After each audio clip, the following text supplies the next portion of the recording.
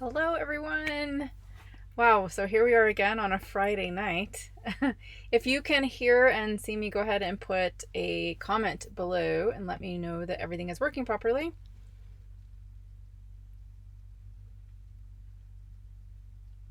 All right, we're gonna get started. So today is another live stream. This is our third week of doing live streams instead of an actual video because it's the holidays and I've had a lot going on with getting the Nomad Mentorship Bootcamp all ready to go for the January launch. So I've been working on that, so I decided to do some live streams instead of doing actual videos. Hey Billy, thank you so much. I'm glad you can hear me okay. Um, so, hello, Kim Smith says hello from Oregon. Hello, Kim, how are you? So good to see everybody here on a Friday night. So this is the last video of the year, and I don't have a huge agenda for this video except to do a Q&A with you guys.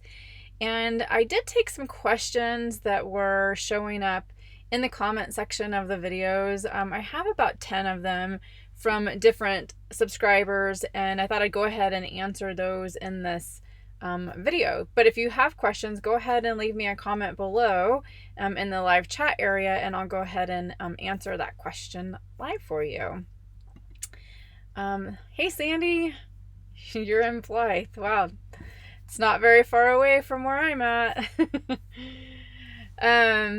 Yeah, we're all congregating in the Arizona area to have our New Year's Eve party for the Escapers event, and also our Heimer event that's coming up soon too.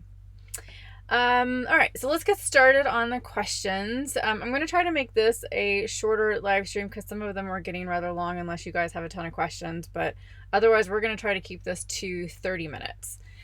Okay, so the first one comes from Michael. I can't pronounce his last name. Krepalt? Is that? I'm probably completely butchering it, but I'm trying. So Michael says, what camera do you use for your vlogs? It's the thing is hold on, I forgot to get it out. Give me one sec. Oh crap, everything's falling out.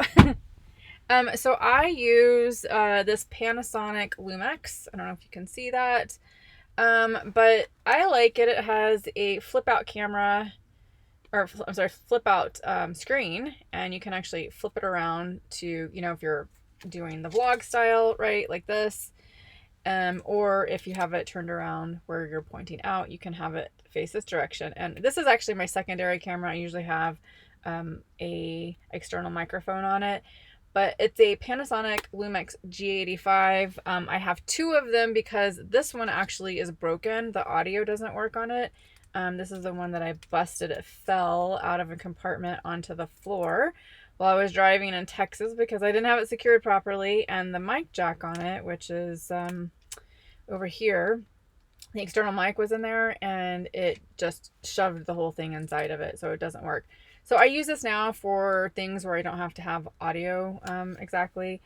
The onboard audio of this works, but not the external. So I love this camera. It's actually, when I bought the second one, it was a couple $100 cheaper than when I first purchased it, but I love it. It's a very reliable camera, and it's not like super heavy. It's kind of lightweight. The lens isn't too big on it. Of course you can get different lenses and stuff on it, but this one actually works really great for me from a vlogging standpoint and just doing point and shoot and taking pictures. So I really love it, which is why I bought a second one when I broke it.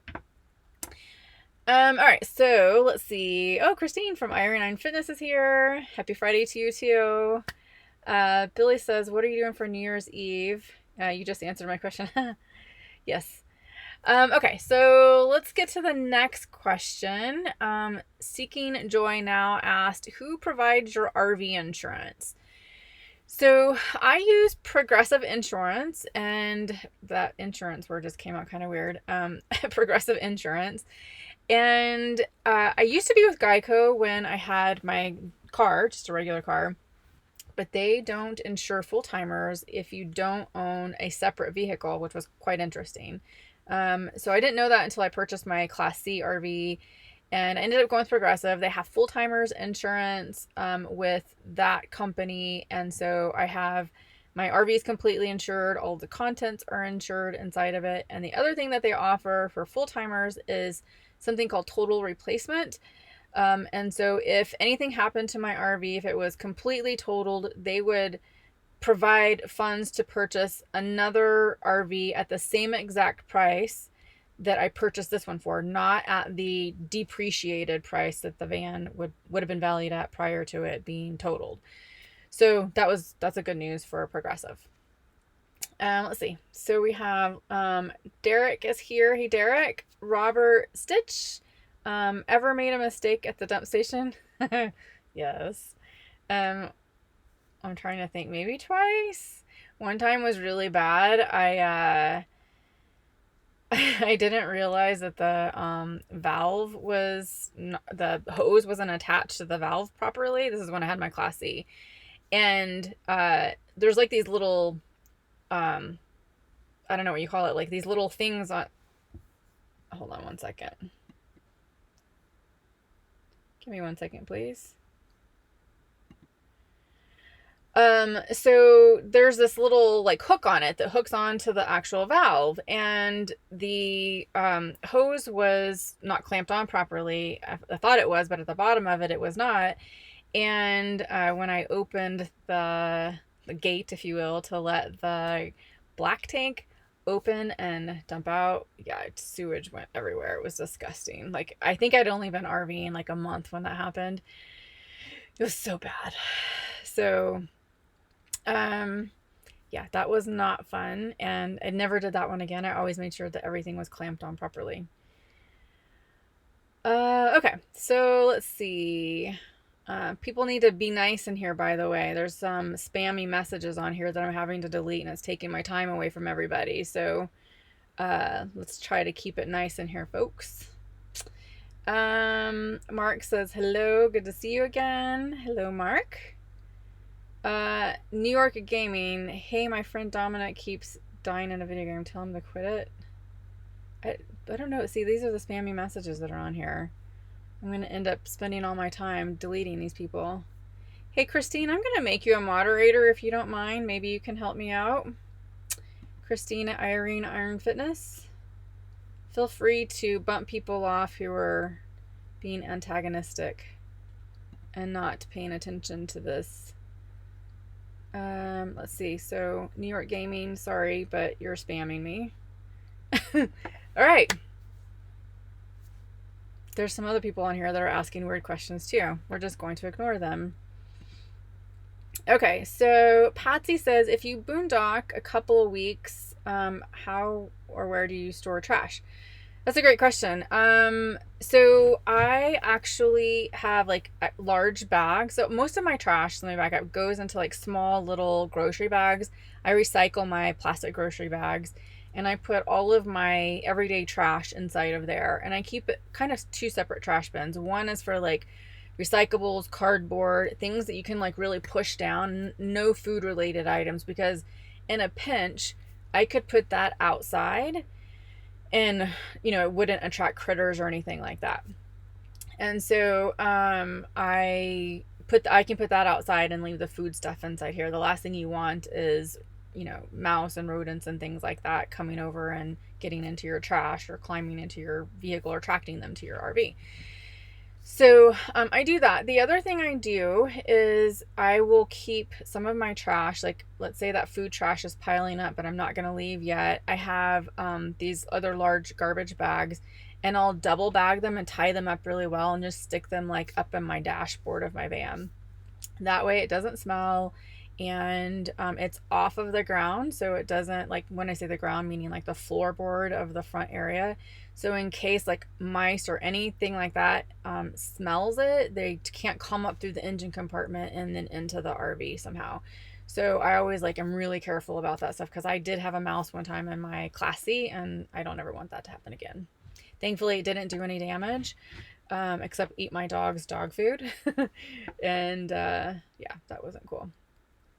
All right, so great question. Lee says hi from UK. Hello, Lee. How's it going?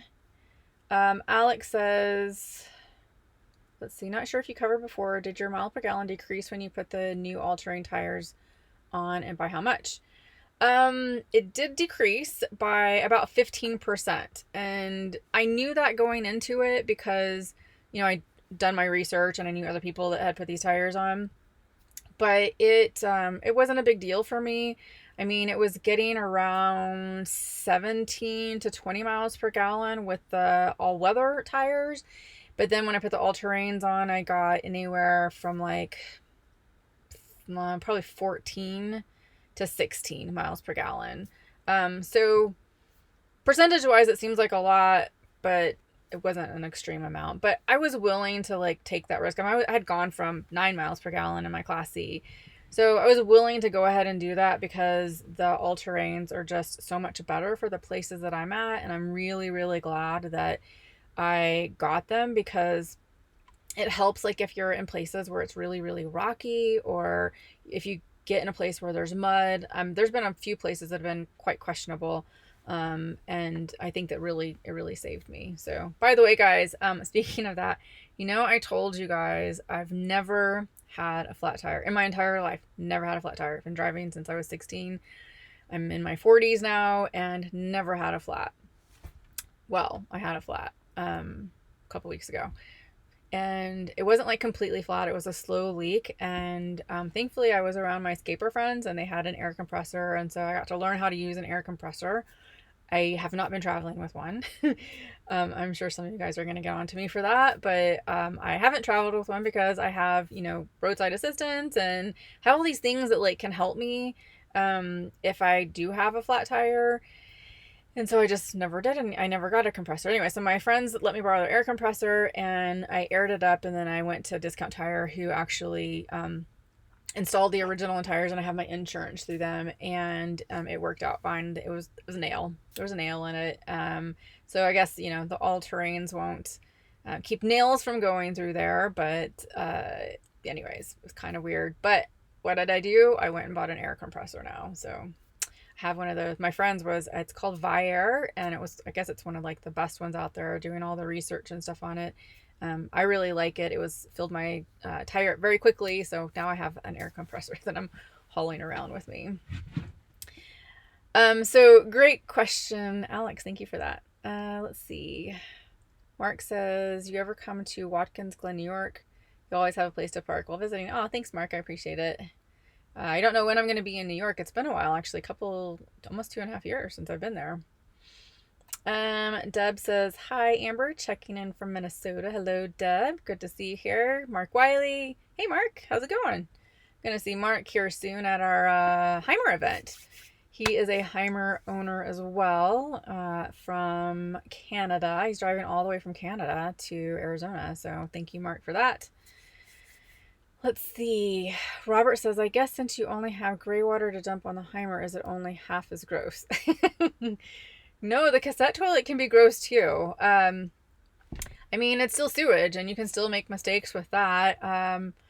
The first time, I don't know if you ever saw my video that I did on a cassette toilet, but I did make a mistake one time. I don't know why I didn't realize this, but the box that goes into the side of the van, and the cassette toilet kind of sits on that.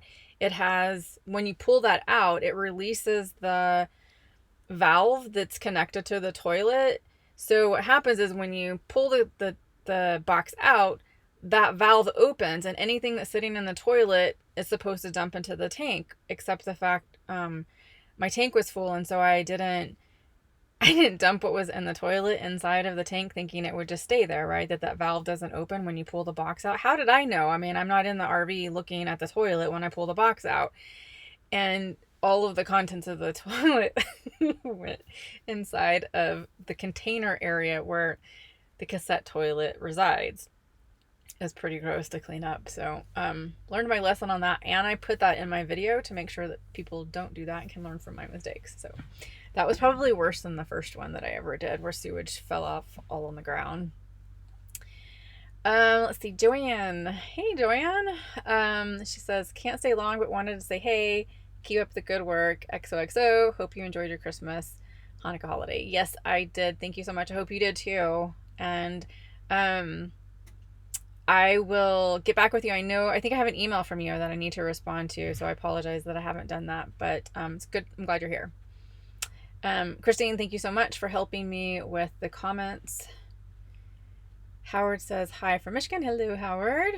Billy says, yep, just ignore them. And have you decided? Sorry, I have this new Catalina on my Mac, and it's made everything smaller, and I forgot to make it bigger. The text and stuff bigger when I started this. So I'm having to squint. Let's see, and I even have my glasses on. Let's see. Have you decided any more about a trailer? I have not decided. Those decisions won't be made until sometime this next year. I'd say probably May or June, something like that. But I will definitely keep you guys in the loop as soon as I know. All right. So Mark's putting a shout out as well. Mark Wilson is about anybody else in his area. They're welcome to park at his place. That's so nice of you, Mark. Thank you. Are you part of Boondockers Welcome? I know that's an organization that helps people who RV to find places like you when you have a home and you can open it up to fellow RVers. So that's really cool of you. You might check into Boondockers Welcome. It's, I think, free for you, but not free for people who are subscribing to Boondockers Welcome. I think they pay like an annual fee, or it might even be a one-time fee. I'm not really sure. But that might be something you look into. Kim says, you're looking healthy. Are you still working on your health? I am indeed. I've lost 24 pounds now. So, slow and steady, but I'm getting there, and doing yoga and walking. And I recently started, I guess a couple of months ago, when I started working with Christine from Iron Fitness, I started weightlifting as well. And then I had like the issues with my back, not related to the weightlifting, and then, but related to working out. I'm not really sure. It could have been walking, it could have been anything, but I pulled like a ligament or something in my leg and had to really kind of back off of almost everything. And so I've just been trying to get all of that healed, but I'm on the mend. I'm doing much, much better with my injuries. It's kind of crazy. I was talking with a friend the other day about how, like, as we age, it's like we try to get healthier, and then when we try, we somehow injure ourselves. Like, we're just more prone to injury. So I guess that's like something that you should really think about as you get older, is to stay in better shape and not lose that flexibility and that your health and your fitness, because it's much harder to get it back when you get older. At least that's how I've experienced it. Okay, let's see. Oh, I got tons of questions here. Oh my gosh. Okay, so Jeannie says hello from South Carolina. Hello. Let's see, and it's late there for you. Katie, do you have a spot or an inReach in case your rig breaks down or you're boondocking? Katie, I do actually. I don't have it right there. I think it's actually back in my bedroom. But I have an inReach, Garmin inReach. I used to have a spot, and I didn't find it to be super reliable. And the Garmin inReach just seemed to work better, and actually has the texting function on it as well. And I tested it out quite a bit, actually, when I went to Alaska. There were places where I had 0 cell phone reception, and I could get texts out on that Garmin inReach. So I highly, highly recommend it. If you are needing something like that, I would go with the Garmin inReach for sure. If you look down in my description box of my videos, I think there's a link to the one that I use, so you can kind of check that out as well, because there's different ones, but I got the one with the texting function. Let's see. Robert says, paying attention to what you drive over is how I feel I've avoided nails in my tires. I feel the same way, Robert. I don't actually pull off onto the side of the roads, like the shoulders, if I can help it. It would have to be an absolute emergency. But I know a ton of people who just pull off because they need to get something out of their trunk, or if they have an RV, they'll go and use the bathroom really quick. But I just won't do it, because all of the debris from the highway is going off onto the side of the road, or if people have wrecked or whatever, or changing tires and stuff like that. There's all that debris over there, so I don't actually change my tire, or not change my tire, but I don't pull off over into that area. So very good. Let's see.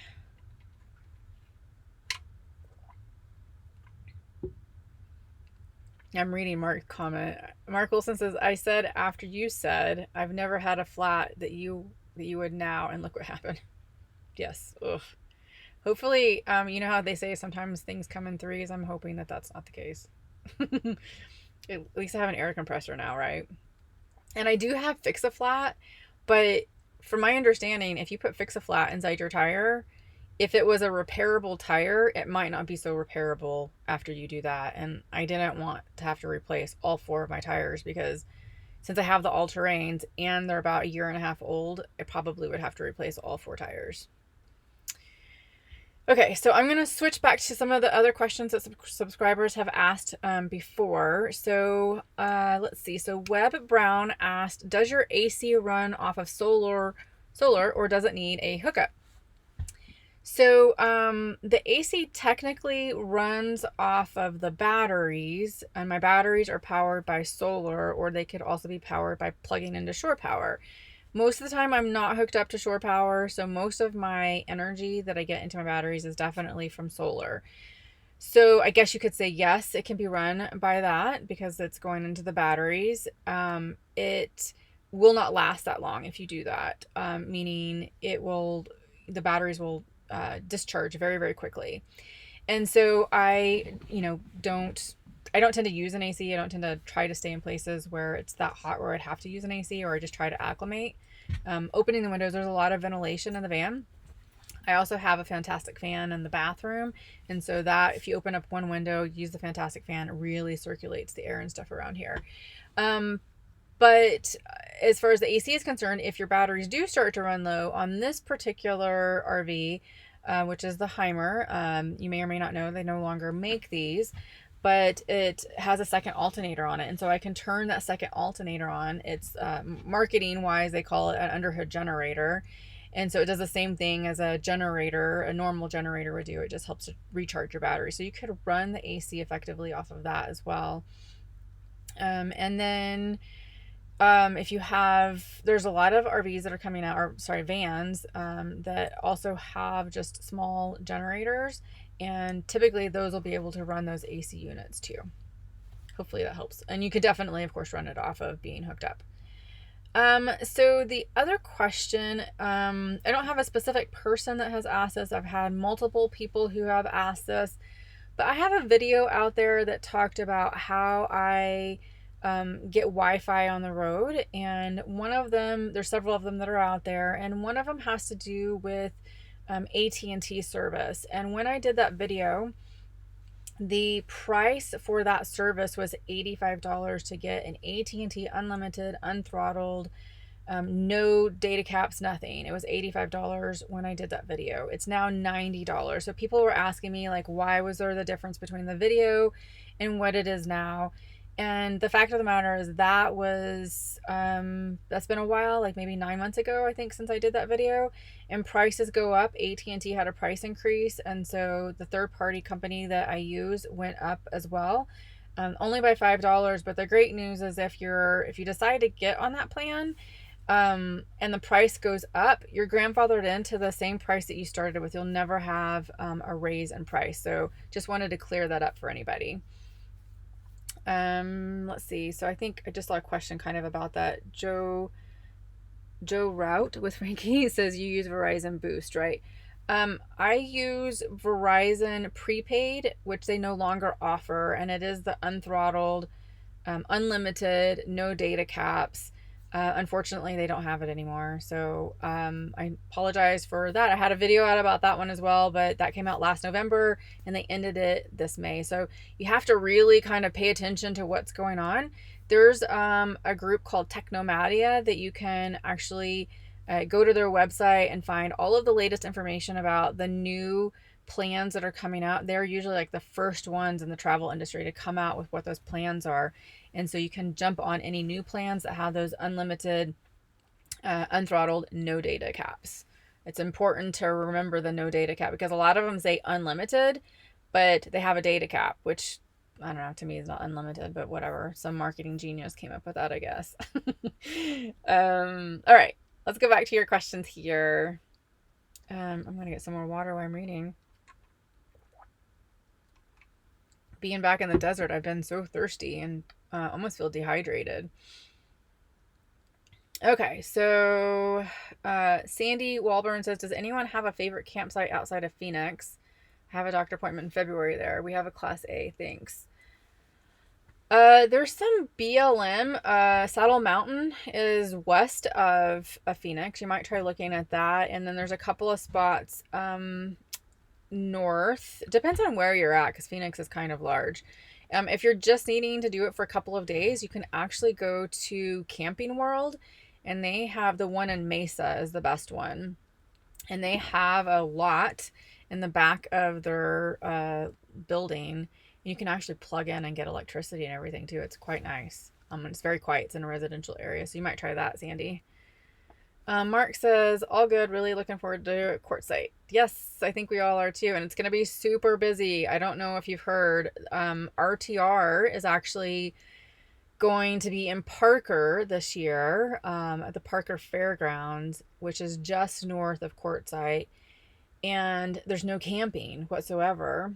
And so I think a lot of people are going to stay, of course, in Quartzsite camping-wise and head to the fairgrounds during the day. So yeah, it's going to be quite busy here.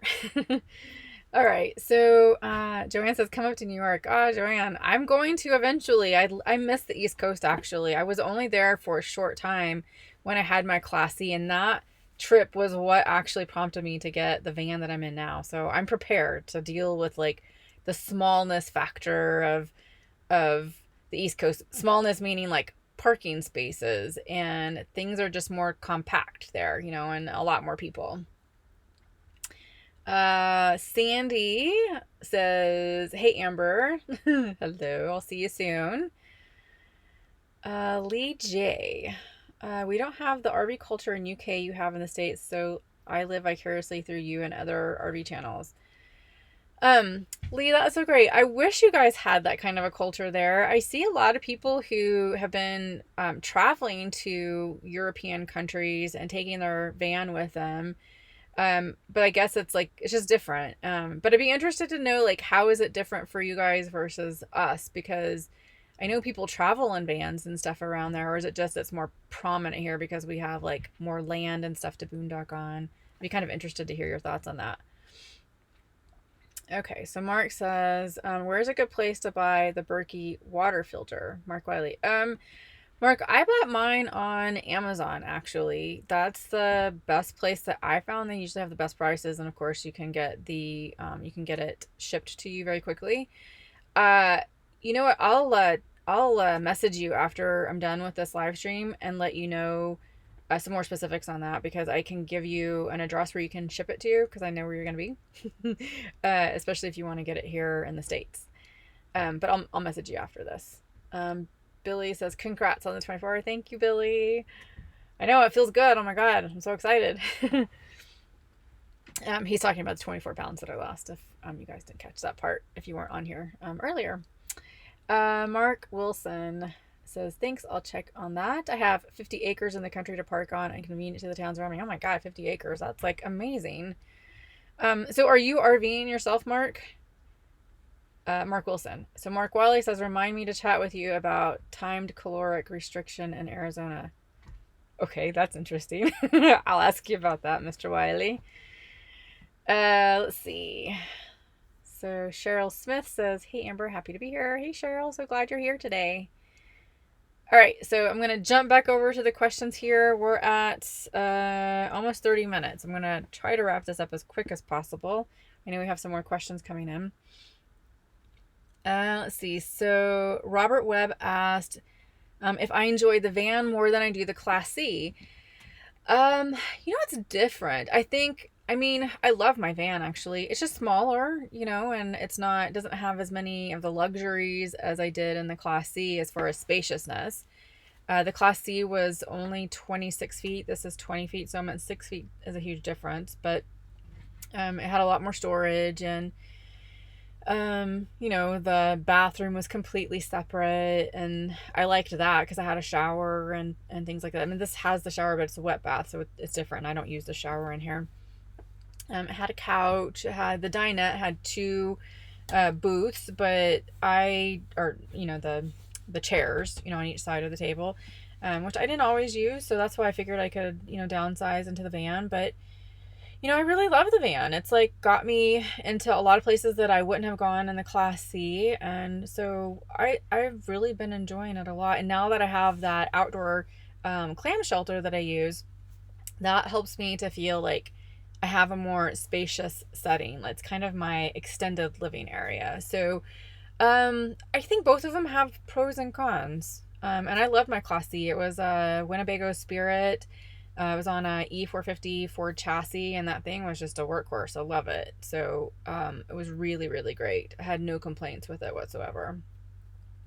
The one thing that I really did love about it too is I was able to get more solar on top, where I can't get as much solar on top of the van. Or we might have to get creative with some things, but I had 750 watts of solar on my Class C. So it was a lot. I never ran out of power. Never. And I rarely had to run a generator, like if ever. I only usually ran the generator so that I could, that you have to exercise a generator to make sure it doesn't get all gunked up. The carburetor doesn't get all gunked up and stuff. So that's the only time I ever ran it. All right, so let's see. Going back to all of the questions here. Robert Sitch says the problems with liquid sealant is that it is only designed to last until a repair shop can fit you in, creates a mess inside your tires, and the repair shop might charge extra to clean up. Yes, yeah, I just have it, and if there was something like in a pinch and I just couldn't get it to hold air or something like that, I think I could use that. Otherwise, since that was a slow leak that I had before in that tire, it worked out just fine. Joy Route says, are you going to RTR? I'm late and sorry if you've already answered. Joy, I'm not sure yet. I might. I have a couple of friends who are going to be there too, and so I'm really thinking about heading up that way, maybe for a couple of days with them. So are you headed over there as well? Sandy says, thank you so much. Appreciate the info. You're welcome, Sandy. Oh, I meant to say, Sandy, on that one, and it's actually one of the questions that I have here from Roads of Life. Asked me what apps do I use to travel, and Compendium is my favorite. It's Campendium. Compendium is my absolute favorite app. It will tell you not only BLM, National Forest, a lot of free places to stay, but it will also tell you paid places. So RV parks, places in national forests or national parks, things like that. It will also, if it's a free app, but if you do subscribe to them on an annual basis, it's a small fee. I think maybe $20 a year or something like that. And it may not even be a year. I can't remember. Cause I just started subscribing to them, but, you can actually filter it by, so I don't know if you need this, but you can filter it by if it has cell service in that particular area. And you can put on there what carrier you have. So if you have AT&T or Verizon or T-Mobile or whatever, you can put that in there. And then it'll only filter out the ones that actually have cell service in that particular area. And that's based on user reviews. So yeah, you might, take that with a little bit of a grain of salt, but I've used that for so many years and I've never had an issue. The reviews on there have been very accurate about the cell service. So try Compendium when you're looking in the area of Phoenix or anywhere. All right, so JD Smith says, Mary Humbug, wish I was out that way. Enjoy it for us. Want to be happy travels. Thank you, JD. I appreciate it. Hope you had a happy holiday. Hope everybody had a happy holiday. Okay, so Brandon Corley says, I work remotely from home, and when we camp, I need to be able to work from the campground. What do you use for your Wi-Fi? Do you know anything about the Togo? I do not know anything about the Togo. I think, is that fairly new? It seems like I just recently heard the word, but I haven't really looked into it. For Wi-Fi, I use, so I have a AT&T hotspot, if you can see that. And I also have a Verizon hotspot. I carry both and subscribe obviously to both. They're the two strongest carriers in the United States. And so I carry both because my entire business is online. And sometimes in one area, AT&T is stronger, where Verizon is stronger in other areas. So I carry both, and like right now, AT&T is the strongest. I'm hardly getting any Verizon, so I use AT&T. Mm. I also have a WeBoost cell booster. So this little antenna stays inside, and then I have an outside antenna that's one of those earth magnets that stays on the outside of my van. And I boost my cell signal that way, and that actually helps with getting obviously a stronger signal for your hotspots. And so that's kind of how I handle that. The only time I've ever had any issues with Wi-Fi is, of course, if you go into very forested areas, national parks or national forests, you're sometimes going to have a really hard time getting a signal in there just because there's no towers. Of course, going into Canada or other countries, you're going to have issues potentially depending on your plan that you have with your cell carrier. And so I did have issues when I went into Canada. Mexico, I didn't have issues. I used my actual, I think it was it was my AT&T hotspot, the equipment for it. I just removed the SIM card and bought a SIM card in Mexico. I think it's called Telcel is the name of it. And I used their carrier there. It was really inexpensive. Canada, I couldn't do that because it's not inexpensive there. So that's how I deal with my Wi-Fi. I'm behind here, actually. I'm trying to find my place. You guys have a lot of good questions tonight. Mark says, Amazon it is. What size is on your shelf? Mark, that Berkey is called a travel Berkey. And so I think it's like maybe just a little over a gallon, but it's the best size, I think, for that. And, you just have to I fill mine up once a day. Usually I fill it up at night if I don't have to drive. Let's see. Cheryl Smith, is your van diesel? If yes, how do you like that? It is not diesel. It's gas. And I don't know. There's a lot of people who love diesel because of the power. I would prefer not to use diesel because I just think the newer ones, people have had issues with diesel, especially if they have a second alternator. I know a friend of mine has a Mercedes Sprinter van, and they have a second alternator underneath, but they cannot run the second alternator on a diesel like we can for extended periods of time before you have to actually drive the van around. So I don't know. There's pros and cons, I think, to it, but just from what I've heard from other people, I probably wouldn't go with diesel. I would just stick with gas. Okay, so Mark Wilson says, I have a camper, but you don't go anyplace. Someday I will travel when I can afford to. Oh, that's really cool about the camper, though. What kind do you have, Mark? I'm always interested in that. And hopefully you do get out one of these days. You have a lot of beautiful places over there to travel to. Maine is one of my favorite places, and parts of New York. I did the whole Great Lakes tour from, where did I start? Ohio, all the way to New York. It was beautiful. I did that my first year of RVing. And honestly, I can't wait to do it again. There's so many things I missed because I was in my Class C, but it was still amazing even then. Okay, so let's see. Robert says most countries have way less RV ownership than the US and Canada. Even then, bigwigs are typically left permanently set up at private campgrounds. Yeah, I think I had heard that mostly vans, I think, right, are bigger in other countries just because, kind of like the East Coast, it's heavily populated. That's what I was kind of thinking. All right, so let's go back to the subscriber questions over here too. This will be a short one. Sharon Ansbach asked, what size pressure cooker do you have? So originally I had a 6-quart pressure cooker, but when I downsized, oh wait, was it 6-quart? I think so. I had it in my house, so I brought it with me when I had the Class C. But then when I had the van, real estate in here is, comes at a premium. And so I had to downsize pretty much everything. So I ended up giving my 6-quart away and I got a 3-quart. And so it fits me just fine. It's, I'm usually only cooking for myself. So usually if I do cook, for other people, I can probably cook like at least a meal for 4 people inside of that. So it works out really, really well. And it's much smaller. Another question is Tiffany Grace. Tiffany, I don't know if you're on here. I haven't seen you, but she is an escaper as well, and she's going to Mexico. and she asked about traveling to Mexico. Does she need pesos or can she use American dollars? So, in Mexico, you can, a lot of places you can use American dollars. The problem with that is that, I mean, they're going to accept your cash, but the problem is that you'll get a better price with the conversion if you use pesos.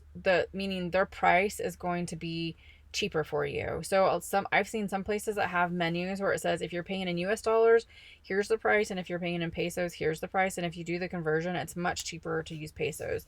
So what I do is I just go to a local ATM. You can find a bank wherever you're at there in Mexico, and then just use your debit card and go get money out of the ATM, and it gives it to you in pesos. I did the same thing when I was in Canada, so I could get Canadian dollars. I just used the ATM and did that, and it does the conversion and everything for you without you having to like go in and exchange money and all that kind of stuff. So it's just really super simple. But I would totally do pesos if I were you, just to get a better price on things.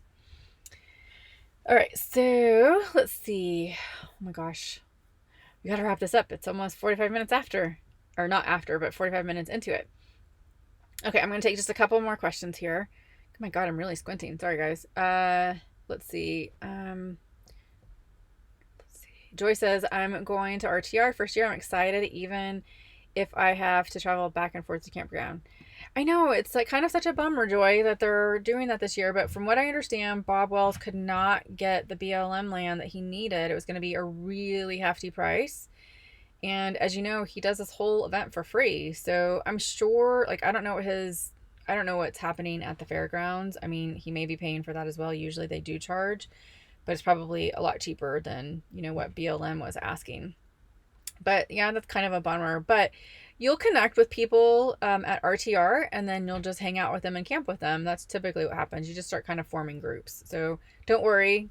You'll be able to camp with other people and have fun. So I hope you do have a good time. Desiree says, where's your purple hair? It doesn't like me. It decided that it wants to wash out like after 2 washes. So I went back to brown, which is much easier and not a lot of dyeing. I'm actually thinking about letting my gray grow out because I'm getting quite a bit. Like, I'm actually fully gray right here. Like, fully gray. So I would have like this mane of gray. But all of this back here is not gray.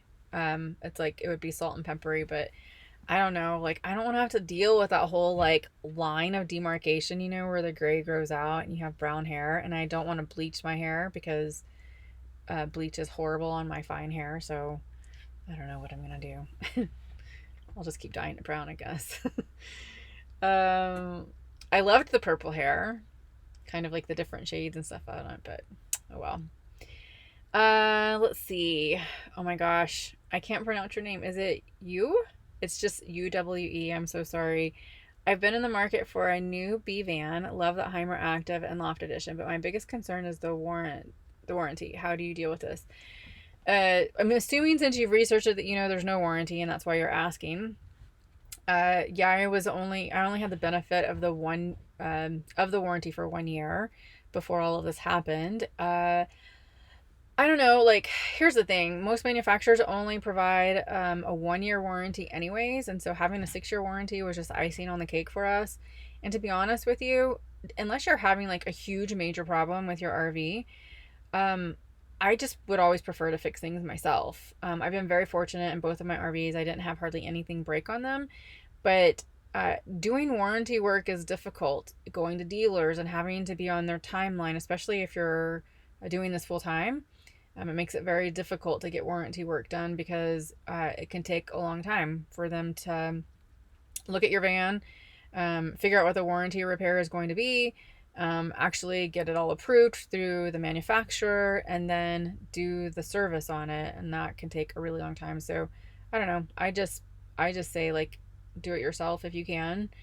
Sometimes it's going to be less of a headache for you, but again, it just depends on what the issue is. Like, the one thing I had to do on my Class C was it had the LP alarm was not working properly. It was malfunctioning, and so I just ordered one on Amazon and replaced it myself. So it was only like $60, so not a big deal. But if it was under warranty, and I could have gone to Winnebago and had them repair it, but just the time and the hassle of doing all of that, I just felt like paying for it myself. But and the other thing is, if you're looking at a Heimer, we have a really great Heimer community. We have kind of banded together and looked at modifications and fixes for, super important things on there. And you can find that Facebook group at Heimer Owners and Wannabes, if you just do a search for that. And you can get more information, research more information if you're looking at Heimer. And if you're an owner, then of course you can be in there and get all the information that you need about different things to fix your van. People are very, very helpful. They have a ton of experience, from engineers to people who've just done their own modifications or building vans, and or just doing their own kinds of, like, I don't know, they're very creative. We have some very creative people in there. And so I don't know, I think because we have such a great community, I don't worry. And then Gordon from Edge Van Works has been solely working on our vans, especially since we were orphaned from Heimer, and he's done a fantastic job of fixing all of our things. He is up in the San Jose San Francisco area, which of course is around San Jose too. I think Liverpool is where he's at, Liverpool, California. So if you're around that area, he can help you as well. Great question. And I'm so apologize if I messed up your name, which I'm sure I did. Okay. I said I was going to take 2 more questions. 1 more question. That's it. I'm going to scan through here really quick. Let's see. I'm sorry. Oh yeah. Everybody thumbs up the video, please, if you can. It helps me to grow and gets other people to see my video. I'm always so horrible about saying that stuff. Let's see. Robert, you're like you and Mark on here commenting a lot. Thank you. Robert says Mexican border towns have most things just priced in US dollars. Yes, they definitely do. Okay. Lori says funny line of demarcation. Yes. Oh my gosh. I've been watching all kinds of videos about hair growing out for gray. So, and I'll be honest with you guys, like, I'm very transparent with you guys. It concerns me that if I let my gray hair grow out, that I'm gonna look older, and I have my YouTube channel and everybody's gonna be like, ah, she looks so darn old, you know what I mean? I really don't care, but I mean, I care about it from the perception of branding, I suppose. I don't know, it's kind of weird. I never thought of this stuff before until I had a YouTube channel, but anyways, I probably just shouldn't care. Okay, so my last thing, and I forgot to say it on my last live stream, is that for everybody who is interested in the Nomad Mentorship Bootcamp course, I did the beta course this last summer. The real course, if you will, or the final course, is all ready to go. The launch starts in January. So if you are interested in that, go ahead and click the link down in the description box to get signed up on the wait list. If you're on the wait list notification will give you pre-sale pricing. You'll be the only one with everybody else on the wait list who will have access to that particular pricing.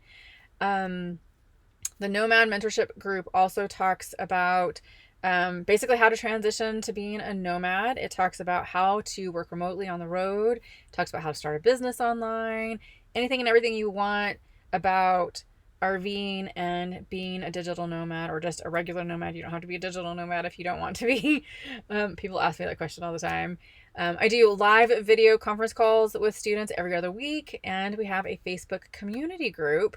And so it's a group of like-minded individuals. It's a private Facebook group only for people who go through the course. So if you're interested in all of that, make sure you get on the wait list. Okay, let's see. I just saw Billy's comment. He's like, don't go gray. Billy, come on now. All right, guys. I so appreciate everybody getting on here. I know it's Friday night and everybody's probably has, more important things to do than being on a live stream with me. But I appreciate it, and hope you guys are having an amazing holiday. You had a good Christmas if you celebrate that, and have a happy new year. I'll see you guys next week on here. I'm probably going to do one more live stream next week. It won't be my only live stream. I didn't mean that, but not an actual video. So I'm going to do one more live stream this next week. But that'll be after New Year's, I think, right? When is New Year's? It's on, sorry, I'm going to look really quick. Oh, it is on Wednesday. Yep. So I'll see you guys on Thursday or Friday next week, live streaming it. All right, guys, have a good one. Thank you so much again. Don't forget to hit the like button.